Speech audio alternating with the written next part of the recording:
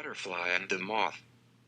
Centuries and centuries ago lived a very lucky boy, Ryan Gar. He wasn't the most handsome or smart, but he had a high social status, which made him a ladies' man. He was born into the Fujiwara family that made him rich in power. His parents and the emperor made arrangements that Ryan Gar and the soon-to-be-born Princess Kawai Jose would be married to each other, tying the two families together. Ryan was always made fun of by his friends due to his physical features and wasn't the brightest in the family. Though he lacked in beauty and smarts, he was very humble, kind, caring, and was above and beyond in activities that take physical skill. He was the best when it came to playing a game called Kamari. Although his other features were pleasant, beauty and intelligence was highly valued during he in Japan. Kawai Jose was a very intelligent young woman and was very stylish. She wore 6 silk robes and had very pale skin and knew how to write in a very sophisticated way. Although she seemed perfect, her personality was the polar opposite. She was very judgmental, rude, and thought that the world revolved around her. Little did she know that she was about to get married to a man that was the yin to her yang. I'm meeting her today, finally.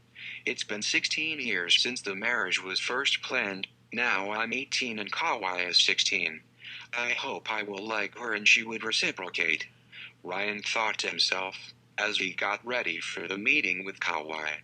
If things don't go too well, then it won't be good because we are still expected to marry.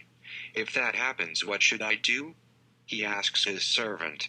I think that you should go and do what Ryan's do best and charm her with your kindness and humor. The servant replied with a smile. Ryan was in deep thought while getting ready. He had his beard trimmed into a small triangle and his teeth blackened. I'll wear 5 robes. They must be made of silk and the finest. Also bring me our best-smelling scent. He orders one of the new servants. Soon enough Ryan was ready to meet his new wife.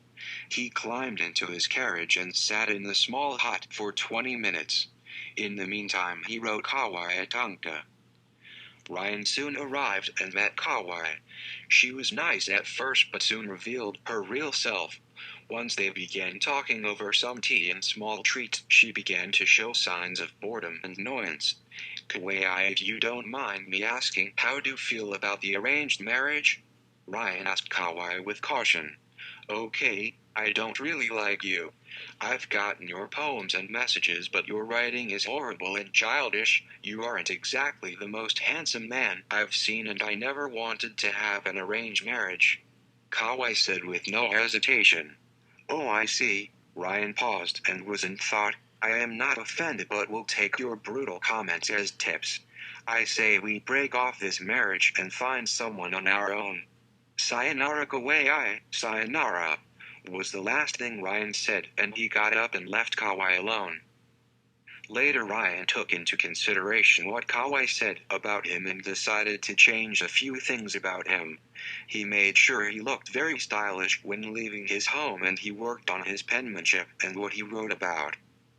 One day he wrote a letter to the emperor for another marriage with one of his daughters, and with his new handwriting and writing style, he was able to convince the emperor to remarry. Soon enough Ryan was married to a woman a couple years older than him, but they got along better than Ryan and Kawai.